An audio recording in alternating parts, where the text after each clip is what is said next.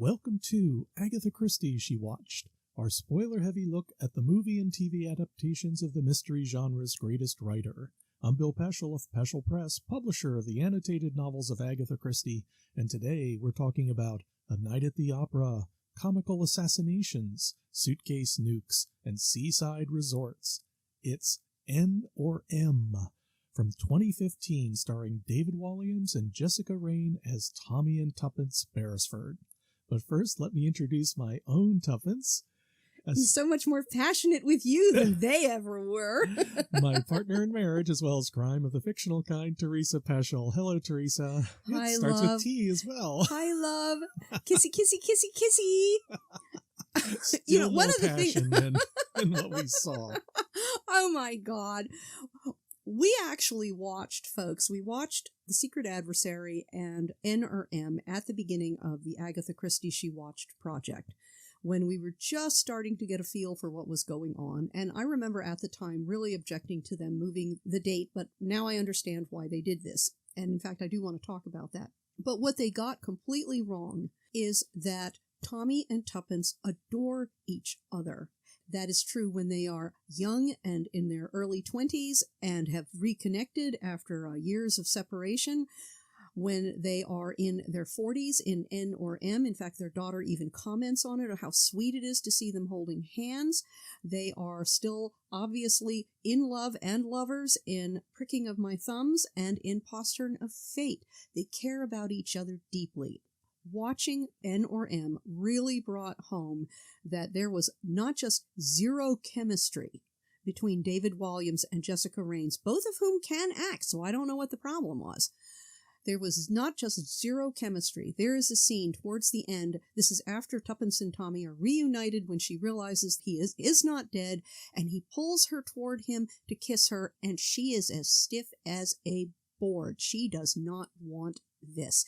All I can think is, my God, if my husband had just been rescued, my Bill had just been rescued, and I was sure he was dead, I would have been all over him. I would have hugged him. I would have melted into his arms. Oh, darling. And of course, every time that you would go off to do something brave and dangerous, is a big kiss goodbye. Be careful. I love you. Don't die or I'll be mad at you forever. Anything. When you watch this, what you will see is that Sheila, the proprietor of the Sans Souci guest house, and Carl Denham, one of her guests, have more chemistry in their 2-minute scene than Tommy and Tuppence do throughout all 6 hours of this partners in crime ordeal. Every time Tommy starts becoming affectionate, Tuppence pushes him away, and I guess this is why they sleep in twin beds and why they only have one child. Well, they're English, they're just not known. The English are not known for passionate declarations. Well, they may not be known for passionate declarations, but I still think that you would see more than this. Especially because this doesn't match the novel. Yeah. This doesn't match the novel in any way, shape, or form. Tommy is not a passive buffoon, and Tuppence does not push him away and treat him like an annoying brat. Yeah. She doesn't. And yet you see this all throughout, and it reaches the point as I think about this that, you see Tuppence staring out onto the sea after Tommy disappears, and she's looking so bereft, and what she should have been thinking is, wow, I'm a widow now, and I can get rid of all those get-rich-quick schemes, and I can sell some of this junk, and I will never have to have another man do with me what men do, because you really get those vibes that she really doesn't want to have a man in her life. Well, I can understand why this particular Tommy drives her nuts.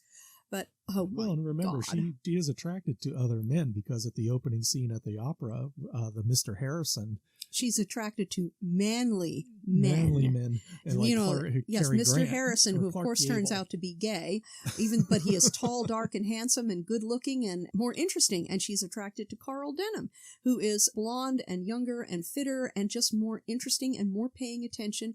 And yet, when Tommy pays attention to her, recall the scene with the blonde wig in The Secret Adversary, she pushes him away, and when he wants to kiss her passionately after he has come back from the dead, she is as stiff as a board. Why is she even married to this man? Listeners who have not read the novel, N or M, this is the second book in the 4-book Tommy and Tuppence series. Yes, and there's also the Partners in Crime short stories. Right, and this takes place in the novel during World War II. It is the very, very early days.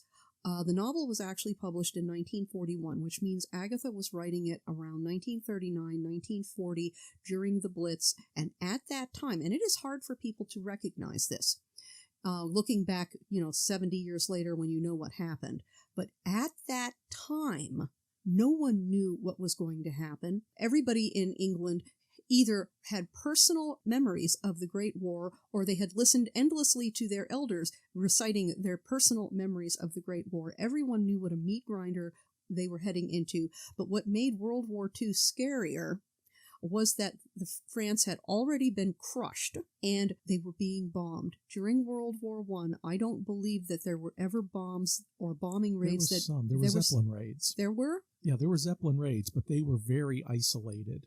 And this wasn't like the daily Blitz bombings of that London. they were having during the Blitz. Yeah, this was not like the daily bombing, and they simply did not know. And this was also published before the United States entered the war. Essentially, Britain was standing alone, and they had no idea what was going to happen, and it was terrifying. Yeah, so this is an espionage novel, and they moved it to 1952 and made, instead of Germans, we have Soviets. And now that I have watched 200 and some adaptations of Agatha Christie, I understand this much better. And in fact, I will speculate idly because I have, of course, no information on this subject whatsoever, but that's not going to stop me. But I think what the plan may have been, because they were originally going to film all 4 novels and possibly maybe the short story arc, because there is an overall arc in the short stories about Russian spies. But I think what they were going to do was all of the novels, all 4 of them, were taken from their original time setting and all set in the paranoia of the Cold War, which is perfect for espionage and spy capers because it was the golden age of espionage. It would be an absolute perfect setting. And now that I've seen N.R.M., we're hearing Carter talk about a high-level mole in MI5 in his department. And at the end, you get this idea that it is his driver, because N lets slip that it was the driver who, scones at the Savoy. Well, maybe that's true and maybe that's not. And if they went on to film the other 2 novels and maybe the short story collection, we might have had an overall arc in which Tommy and Tuppence discover who the big mole is in MI5. And keep in mind that this was the time of, was it Kim Philby? Yeah. This was the time of Kim Philby. So that would fit perfectly within this. And a very important thing that happened in N.R.M. is Gilbert Worthing, atomic scientist, he loads up all by himself. He must really do a lot of weightlifting. This is at the beginning of the episode. At the very beginning, he loads up this great big bomb on a truck and then drives out of this top secret military base, and the Great Guard just waves him through with this big flatbed pickup truck with what is obviously something huge in the back covered over, and just waves him through, and you think, no, I don't think so, unless that guard is being paid off. That just wouldn't happen, folks. It just wouldn't, and Gilbert would have never been able to get that bomb on the truck by himself in the first place. And then you come to the really important question. Why did he do it? You are never given an answer. And why did he do it? He disappears. He disappears. They don't know what happened to him. And we find out at the end that he's being held hostage. By Commander Haydock. Who wanted to know where the final key, this little mechanism for the bomb, was, so that they could threaten to set off the bomb and make a lot of money out of it. And that brings up the question, why did he take it in the first place? Yeah. And we never get an answer. Yeah, we never get an answer. Why did he do this? And I don't know, but as a writer myself, my guess is that somebody had an idea that if they did all 4 novels, moving them all to the same time period, taking full advantage of the espionage and the spying and the thieves' rings and everything else that's in the upcoming novels, they would have addressed this as part of the overall story arc. But we never see this, and the ratings were terrible. The critical response and the public response was terrible to both Adversary and N.R.M., and so they didn't film the other 2 novels, and so we will never know. So fan fiction writers, fire up your laptops and get moving. I think that might have been what they were going for, is an overall story arc between the 4 novels where finally Kim Philby is unmasked and we find out why all of these things have been happening. And I do not think it was Carter's driver. The only thing the driver knows is where he's taking you. And what he might hear in the back seat. Yeah, and that's not really enough. There would have to be other people involved. Because this is also the reason why Tommy and Tuppence are being sent after a kidnapped nuclear scientist and a missing nuclear bomb. Because apparently there's nobody else who is trustworthy and they are off the books, so they are unknown. Even though Carter knows Tommy is a passive buffoon and has been for his entire life. And Tuppence, she's smarter. She's obviously smarter. I think she has better instincts. But she doesn't listen any better than Tommy does. She's willing to leap off into the unknown and on speculation. Yeah, and both of them are not trained. They have no training whatsoever. No training in investigative work. They have no training in disguise, in impersonation, in coming up with backstories. And you can see this. They really blunder their way through this entire story. Oh, God, they do. They do. In fact, there are 2 scenes, one with Mrs. Sprott, who is, of course, N, and the other Commander Haydock. In the novel, Commander Haydock is M. They don't call him M. They call somebody else M, but Commander Haydock fills all of the purposes of M in this TV show, just like he did in the novel as M. But there is a scene towards the middle of the 2nd episode where Mrs. Sprott says, Mr. Beresford. Tommy was introduced to her as George Meadows, and either this is a glaring mistake in the script that nobody caught, including the actors, or this was supposed to be a clue that Tommy did not pick up on, that she already knew damn well who he was. And the same thing with Commander Haydock, because he tells Tommy, Tommy. He calls Tommy, Tommy, not Meadows, which he had done all the times before and all the times afterward. Tommy's cover name is George Meadows, not Tommy Meadows. Yeah. Tommy doesn't say one word, and we don't get one single word of explanation. And is this a huge script error, or is this supposed to be a clue to show us that the rot goes really, really deep, and that Tommy is completely incompetent? And the writer is incompetent as well. Oh, my let's God. face it, we've seen this in the previous script. They set things up, and then it falls apart. They set up plot points they don't follow through on, just like this. There's nothing at the end that said, my God, I should have known. She called me Beresford. I know, nothing. And all I can think is, well, that should have been included in this episode. You're absolutely right. Tommy should have said, oh my God, and smacked his head. She called me Beresford. She knew who I was from the beginning. You know, like when Carter revealed that, oh, it's my driver, N let it slip. Mm-hmm. No, N didn't let anything slip. N is too competent for that.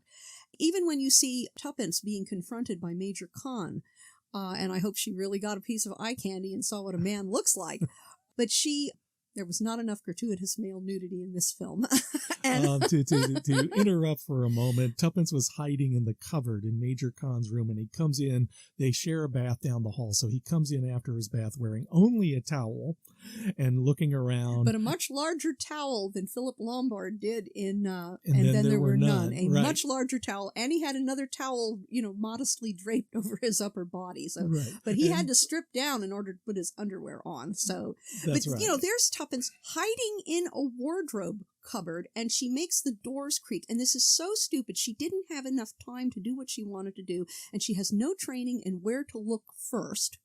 And then she does it again in Carl Denham's room. She does it again in Mrs. Sprott's room. She has no time for this. She has no training, and she makes a fool of herself each time, and she does not learn from the experience. Getting back to her being confronted by Major Khan when he knows she's in the wardrobe, and she's so terrified she's practically wetting herself, and Jessica Raines did a good job acting that. But again, you can see that she has absolutely zero training, because she instantly spills the entire story, babbling everything out to him, and she doesn't even know if he's N or not. And about the only thing that she can count on, assuming that she is able to avoid panic enough to still have some rational thought, is that Major Khan can't shoot her in his room without being suspected of something. Right. But they were so incompetent. They had nothing. And it's like they didn't learn anything from the secret adversary. Right. So to back up and give a little bit of an overview, this is one of those stories. First of all, N or M is a dying message. That's just like, why didn't they ask Evans? Yes, a dying message, a classic trope. Right. There was somebody they were supposed to meet. It was one of the funniest assassinations I have ever seen, because they're in the middle of the street. Tommy and Tuppence were lured to this place to meet Harrison, who was somebody that they saw at the opera, who was supposed to meet Tommy. This is where the whole thing starts off, is that Major Carter tells Tommy to take Tuppence to the opera. You're going to meet somebody there. They're going to tell you something very important about this missing scientist.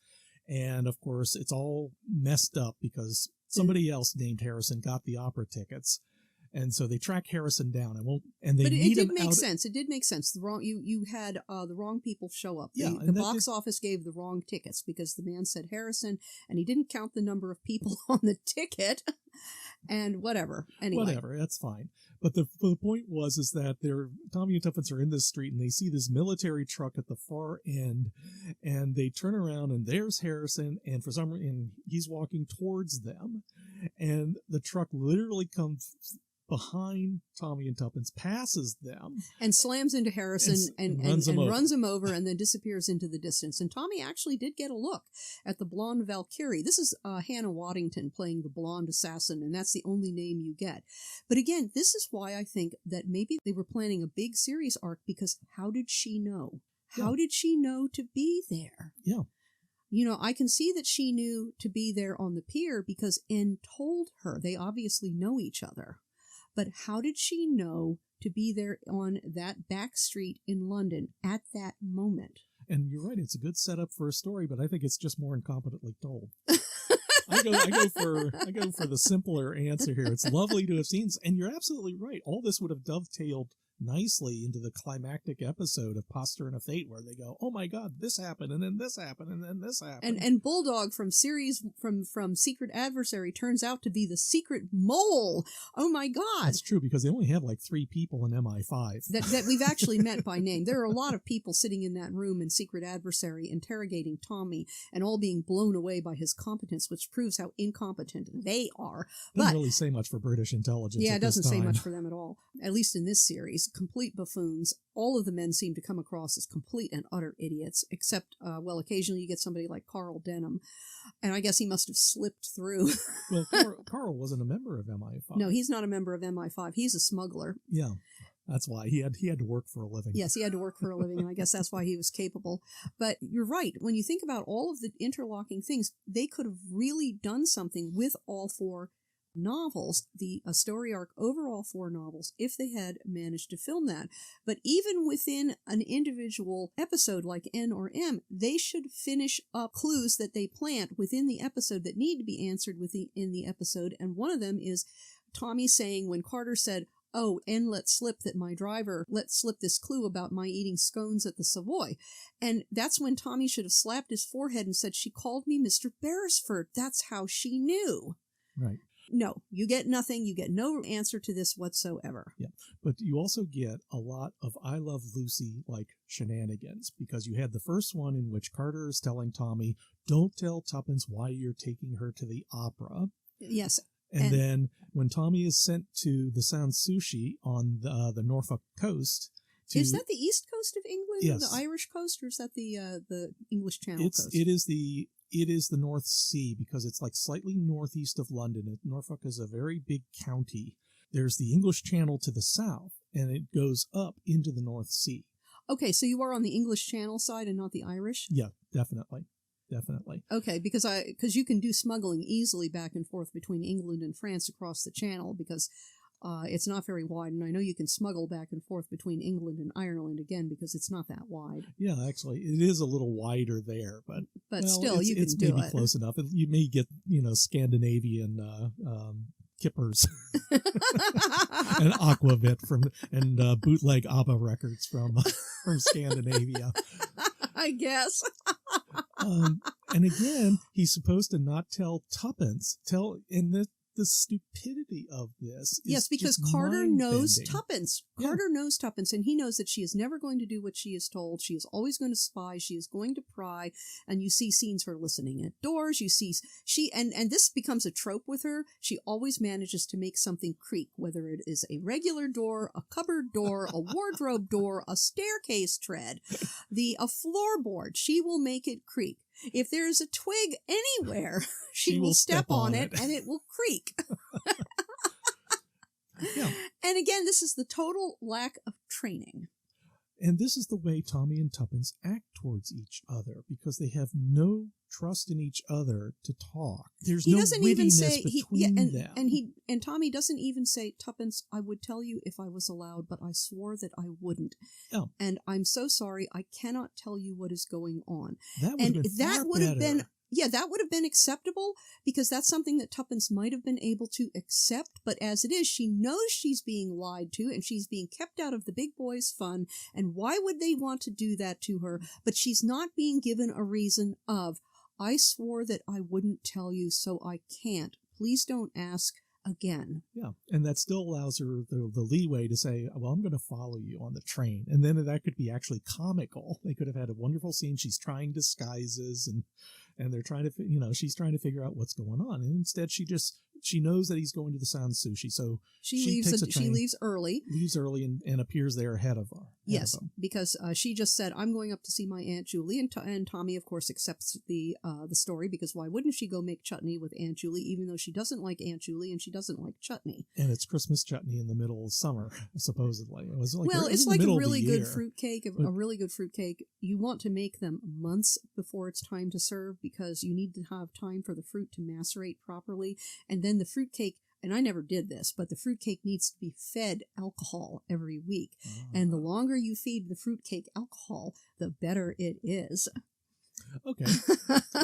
So they know that N or M, whoever this person is at the Sans Souci, and there's all these guests here, including Carl Denham, Mrs. Sprout. There's a psychologist couple, the Mintons, Commander Haydock, who lives nearby, and Major Khan, who's also the guest. And let me not forget, they also have Veronica Urbanowitz, who is the maid at the Sans Souci.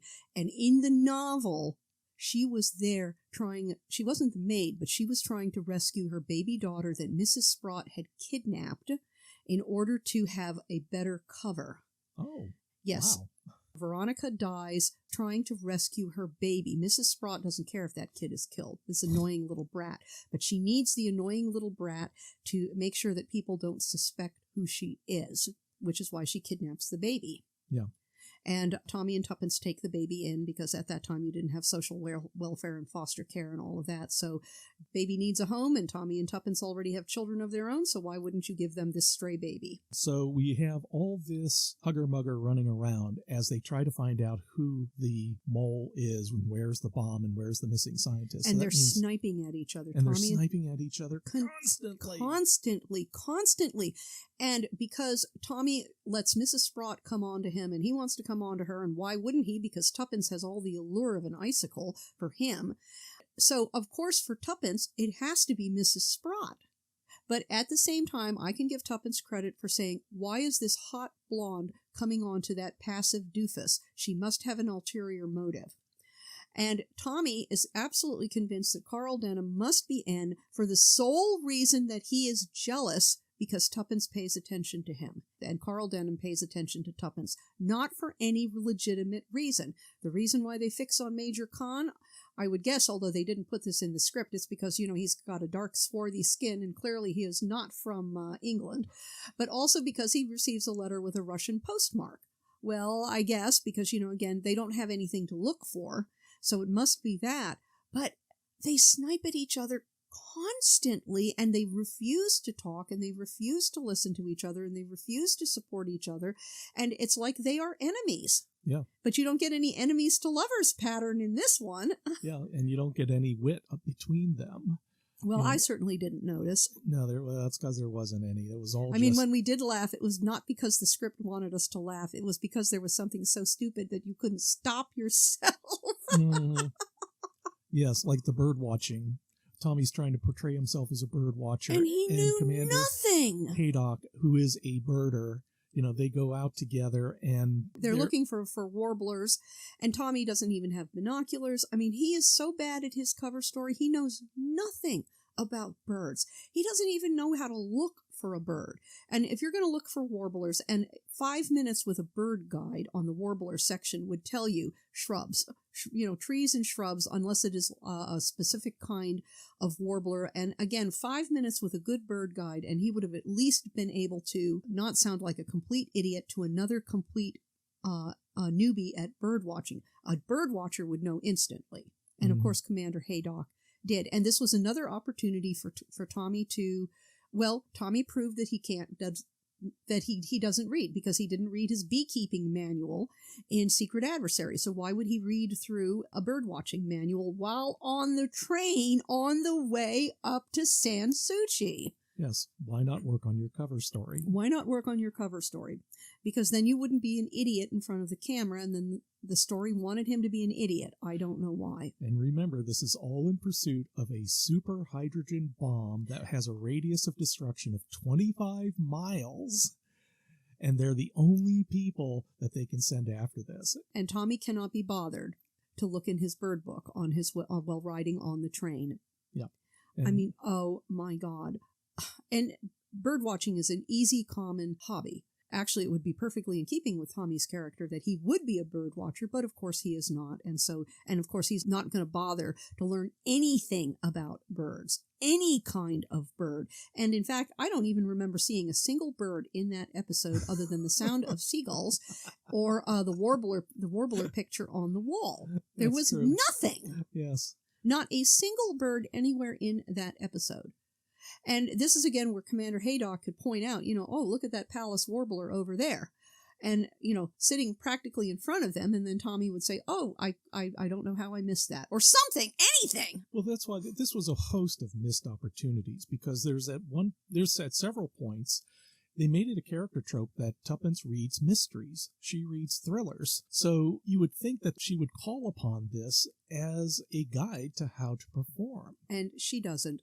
She doesn't. It's never mentioned. She's supposedly there at the Sans Souci as a mystery writer to work on her book.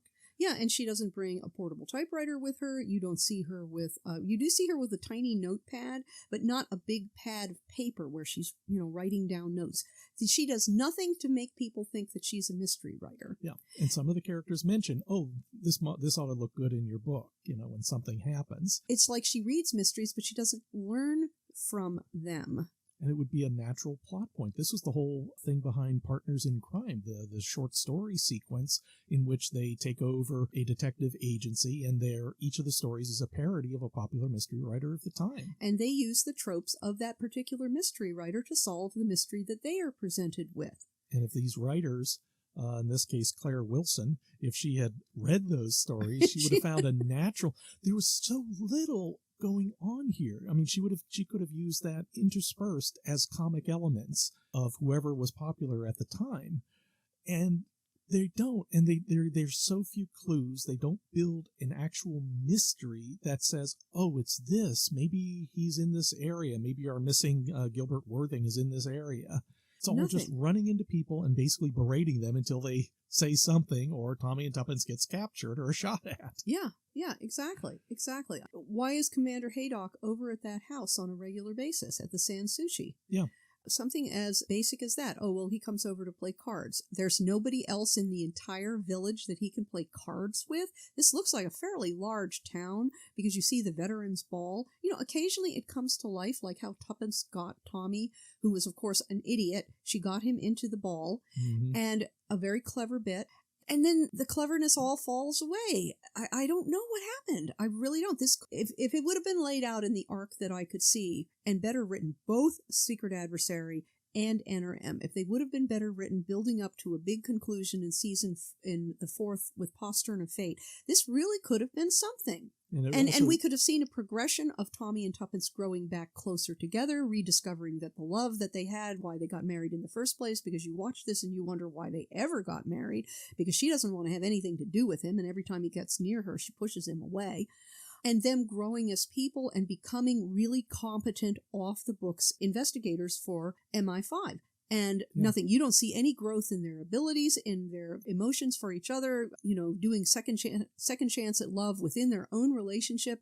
And I really wonder, looking at their relationship, I wonder how much of that is Hollywood coming in with the inability to understand that you can be a long married couple and be happy with each other. Because Hollywood really only does two kinds of love stories. Well, one kind of love story and one kind of other story with couples. And that is the lead up to the wedding and the lead up to the divorce. That's it. You don't get happy married couples who still have the hots for each other, even though they're obviously in their late 30s or 40s, because only people who are under the age of 28 can have sex.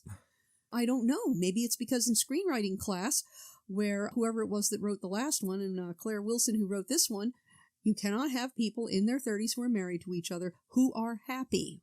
Yeah. Who are happily married to each other. They have to be on their way to the divorce. Well, and you're right. I could see that second chance at love because they have their son who was sent off to Eton in the first story in The Secret Adversary. And at least you see him. Here he's conveniently away at camp. But you can also say that this was Tuppence coming out of motherhood. Their child is grown enough that they could send him to boarding school and forget about him. And she can rediscover herself. Yeah, she can rediscover herself. She could reinvent herself as an off-the-books investigator, an off-the-books agent for Carter. And Tommy could grow as a man. He could grow a pair. He could grow a spine. He could grow a brain. The possibilities for growth are endless. Well, and again, we saw another example because we talked in the last podcast about how Tommy is essentially a boy because Tuppence mentions, oh, yes, I have a child and I also have Tommy. And people slapping his hand away. And here when he's with Commander Haydock, he is found on the beach. He's been, kidnapped and coshed on the head. He's found on the beach near Commander Haydock's house, and Commander Haydock takes him in and says, oh, you need a drink. And what does he hand him? A glass of milk. And I can't buy that. And I know it's meant to hide the drug that's going to knock him out, but you could have given him brandy for that. Or Tommy could have looked at the glass and said, milk? I'd like something a little stronger. Yeah, like something a little more stimulating than milk. And then anything. Anything, but he's so passive. And he doesn't think fast, because this was also at the point where he sees the locked room across the way. And I think, doesn't he look into the keyhole and see Gilbert? No, he doesn't see Gilbert in through the keyhole, and he is already starting suspicious. But he's already starting to feel the effects of the drug too. So we'll give him a little bit of a pass on that one. Okay. So he was feeling the effects of the drug, and I don't give Tommy David Walliams a pass on anything. Yeah. And finally, it really does come down to casting. I think as good actors as they both are, as Jessica Raine and David Walliams is, they are mismatched here. They are really mismatched here. I mean, I cannot understand why David Walliams starred in this role with this kind of writing, because it just wasn't right. We've seen him in Dinner for Schmucks, so he can play a forceful man. Yeah. He can, and God knows he has the size for it, and regular push-ups, and he could really look good in a set of tights. He's got the build for it. I couldn't understand why they did what they did, and Jessica Raines, she looks a little bit like Francesca Annis in some of her partners in crime roles, the similar hair and that pert short brunette, and it just really works. Yeah. But she has so little chemistry with Tommy that it is negative chemistry. Well, every time you see them, it's cringing. It really is cringing. And this was a 3-hour. Him away. Every encounter with each other is just bickering, and it gets old. It's like watching the Lockhorns, except the Lockhorns have more affection. Or isn't there another one, the Bickerstaffs? I seem to remember that name. Might be the Bickersons, The Bickersons, probably. I think there was a radio. Wasn't there a radio show by that? It could be. At least their chirps are more. They're funny. Funnier than this. This was not funny at all. If you were a marriage counselor, you would be watching this and think, can this marriage be saved? Is it worth saving this marriage? Yeah. That also shows you how incompetent the Mintons are as psychologists, because they are fakes. They are fraud psychologists. Yeah. And yet they completely miss any connection between Tommy and Tuppence, because if anybody is paying attention, well, I guess that does work. I'm doing this off the cuff, folks, so I'm thinking as I'm talking, or not thinking. The way Tommy and Tuppence act at the Sans Souci, you see, they don't know each other, and they don't like each other, and as they get to know each other, they dislike each other more. So, okay, why would the Mittens think any different? Yes, I could see that would lead to the scene where they're told they are married, and the Mittens go, really? Really? To each other? To each other? Are you sure? Because these seem like really unhappy people. Well, and yet, despite our slagging of this, there are people who like them. There are people who like this. And I can only say it is beautifully shot. It looks gorgeous. Great clothes, great buildings, great set design. Beautiful scenery. Whoever it is that rescued Tommy and Tuppence's car from the field that they abandoned in at the end of Secret Adversary really did a nice job of rehabbing it on zero money, because remember, they still have no money, and yet they can afford, I guess they're doing it all on tick, or Tuppence certainly went to Sans Souci on tick. It looks great, and there are moments when it does take flight, but only for a moment, and then it turns amazingly stupid again. So as long as you're not thinking while you're watching the episode, as long as you're not trying to work out the plot, and you just kind of let it roll, and you don't know the plot, you. If you don't know Tommy and Tuppence and you don't know the plot, you'll enjoy it a lot more. But if you are familiar with them as Agatha Christie's detective pair, you'll hate it. Yeah, I think you can be safe about that. I can be safe saying that? I think you're on safe ground there. Oh, it's so nice to know that I'm on safe ground with you. Oh, that's so sweet. So see, Tommy and Tuppence would never do that in this episode. Oh, absolutely. They don't act like us at all. Sometimes that's a good thing. So this ends another episode of Agatha Christie She Watched. Be sure to visit PeschelPress.com. We just put up some more appearances for 2023, and we've got several more in the pipeline. That's right. Now that Books Festival season is opening up. Yep. So if you want to meet us in public, just look at our website and you'll see where we're going to be. We'll give you the latest information about the book, the Agatha Christie She Watched book, and when it's coming out. Which should be the end of March, because we have a drop-dead deadline. So fingers crossed. We're crossed. Racing to the finish here. I'm going to get back to work as soon as we're done here. Yes, so. And in fact, by the time you listen to this, folks, we should have Agatha Christie She Watched out, because you're not putting this up within the next couple of weeks, are you? No, oh, thank God. I can't remember how many weeks, but it may be like 3 or 4 months. So by that time, it definitely should be out. It definitely should be out. So you'll be able to read my review of NRM and The Secret Adversary and the other 2 Secret Adversaries, and as well as all the other 200 Agatha Christies. That's right, which are posted on the website, by the way. So you can go there right now and take a look. Or you can buy the book, because the book will have changed. A lot of things have changed. A lot of things have changed as we've gotten better at it. Yeah. So thank you for listening, and we'll see you at the movies. Bye-bye. Agatha Christie She Watched is Teresa Peschel and Bill Peschel. Produced by Bill Peschel. New episodes come out every week wherever you stream your content. If you enjoyed this podcast, you can help support us by going to anchor.fm/mystery and leaving a 5-star rating and review, and by helping to spread the word. To advertise on Mystery She Watched, email Peschel at peschelpress.com. All questions and comments can be emailed to Peschel at peschelpress.com. And thank you for listening.